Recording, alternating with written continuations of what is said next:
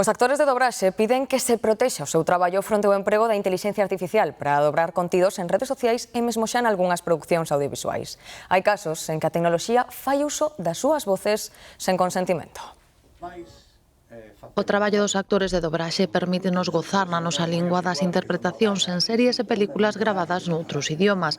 Darlle voz ás personaxes implica unha formación previa moi completa. Bastante recomendable que fagas cursos de formación vocal, de canto e despois interpretación. E despois tamén están cursos específicos de dobraxe, claro. É dicir, tes que pegar moito ao personaxe, tes que ir moito coas súas intencións, coa súa mirada, coa súa forma de moverse.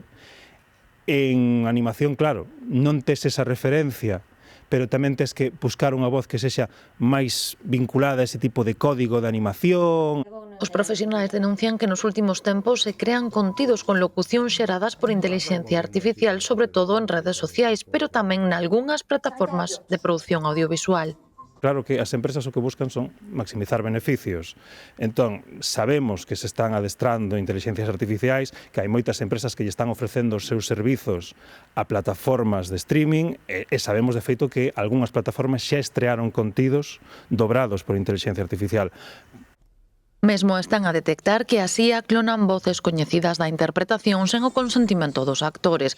Por iso piden un regulamento que protexa os seus dereitos fronte a estas apropiacións, porque por moito que avanza a tecnoloxía, as voces sintéticas non van superar momentos tan míticos como estes. Mala? Estaba bébeda. Non é así, Suelen. Sí.